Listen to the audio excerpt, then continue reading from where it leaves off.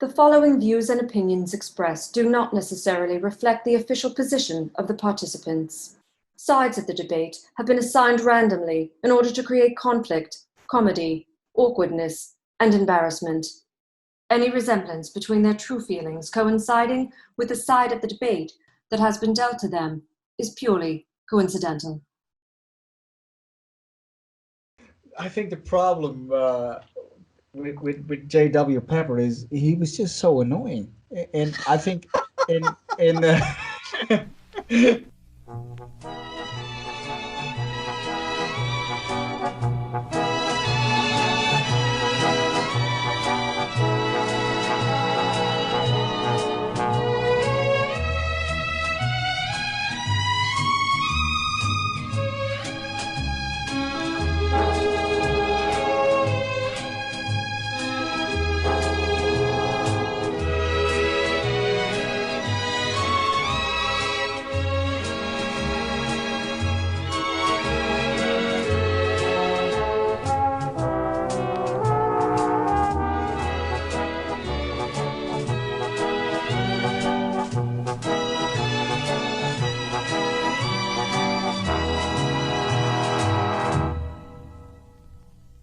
And so, like, now we're gonna talk about J.W. Pepper.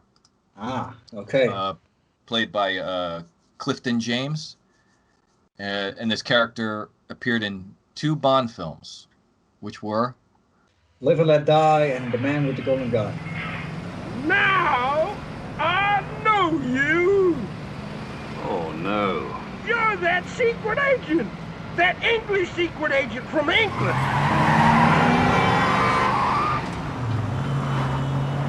You're chasing somebody. Who you at this time, boy? Tommy?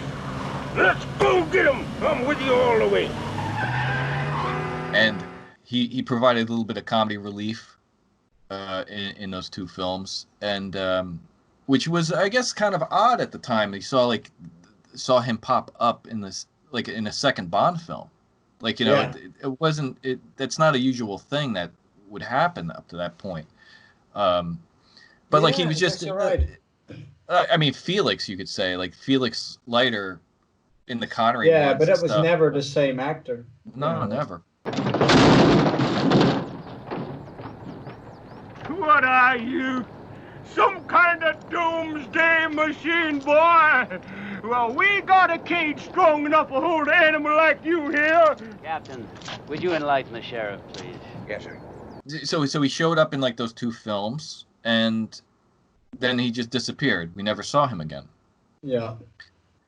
So the argument is whether J.W. Pepper should have had a continuing recurring role in the Roger Moore films and pop up more consistently and more than just the 2 times that we saw him.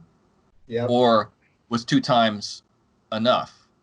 We randomly chose the sides on of this argument, and you're going to which side are you get? I'm on the side of he shouldn't have had any more movies than the 2 he did. And I get to be J.W. Pepper's cheerleader and disagree with you. Say, hey, yes, We should have.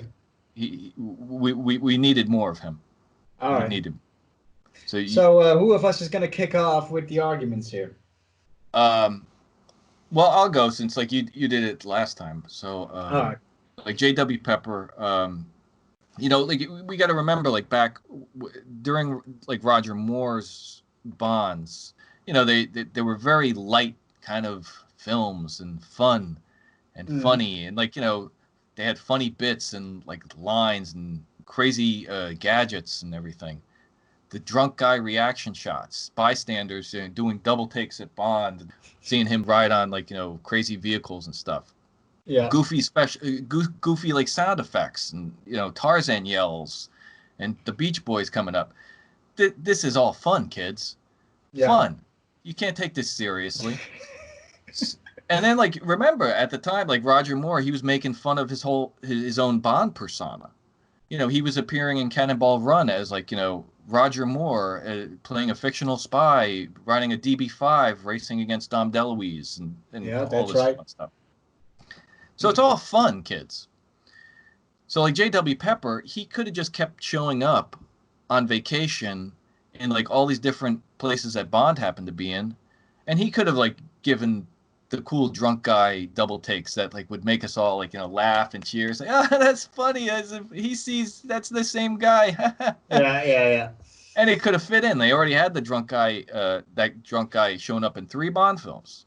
What was it? The Spy Loved Me, Moonraker, For Your Eyes Only. For Your Eyes Yeah. Only. They could have had J.W. Pepper fill that role. No problem.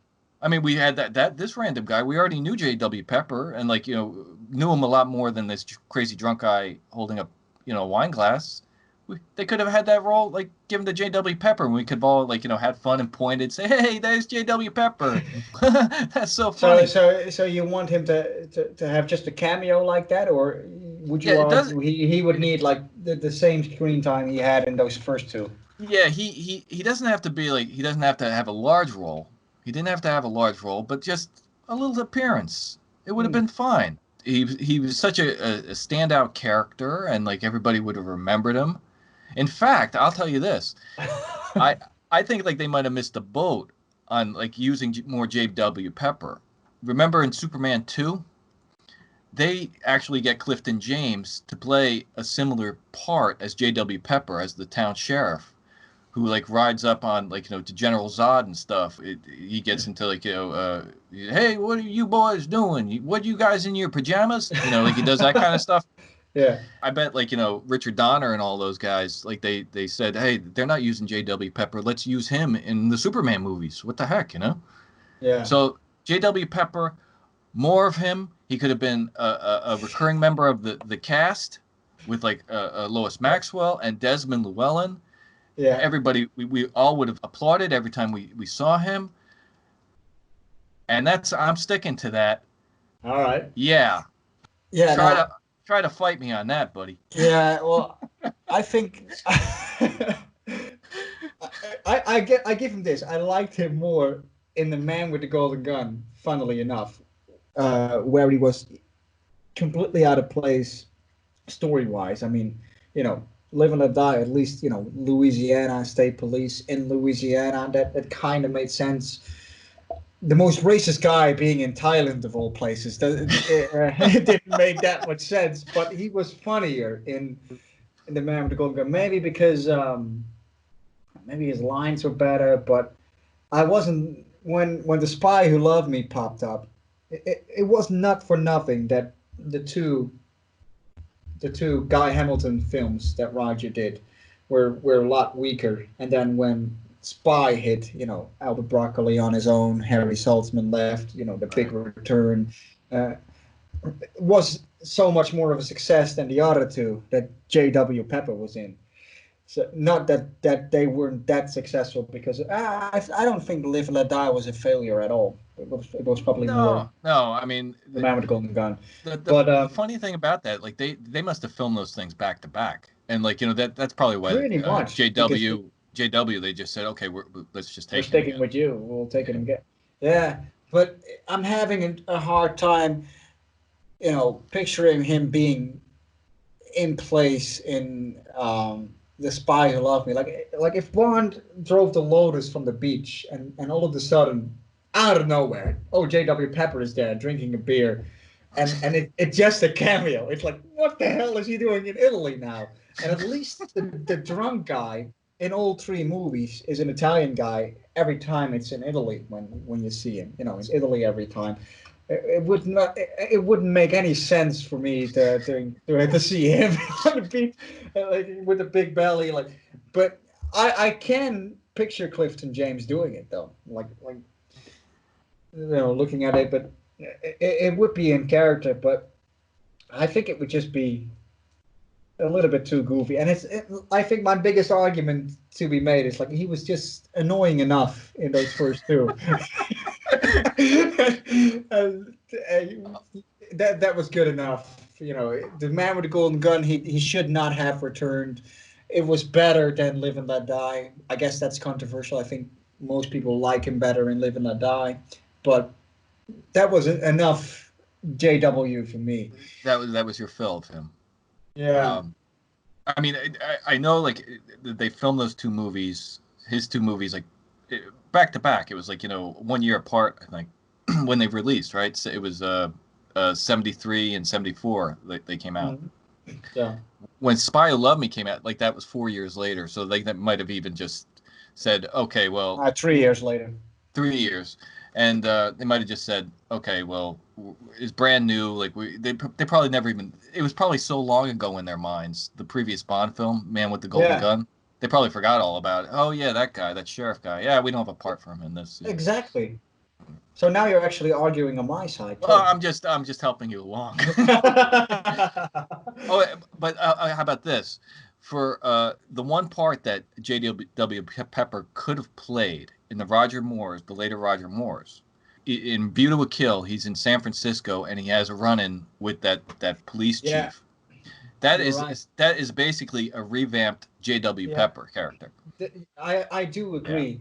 Yeah. Again, San Francisco is a completely different place than Louisiana, New Orleans, but still, I can't see him, being placed to another department in the States. Yeah, he just transferred. He just transferred to San Fran. Yeah, I can give you that one. I can see him. And then, from 74 to 85, it could be the right amount of time. Like, now, to see him return one more time. But I don't think he should have been a recurring character in all 7 Roger Moore films. I mean, that police chief, like he does J.W. Pepper. Oh, you. And I could just imagine, like, he says, that secret agent is back. Wait a second. Yeah. You burned down the city hall. Why, I get you. Yeah, I do agree with that one, actually. There is opportunities like that where they should have used characters instead of the ones they use. Like, also in A View to a Kill, the famous one is Paula Ivanova. The one, that should have been Anya Omasova. How cool would that have been? Yeah. So there is a lot of missed opportunities in the series where they should have just. I wonder if they approached Barbara Bach for that one. It's slightly off topic to this topic, but yeah, I know. I doubt it, because I remember that there was a rule that they had that they would never reuse a Bond girl. I remember reading that at one point during like Cubby's run. Like we're not going to repeat Bond girls. But like now that's completely different, no, it's No Time to Die. We're seeing Madeline again. Yeah, now continuity is more of a thing. Yeah, but, different times, I guess.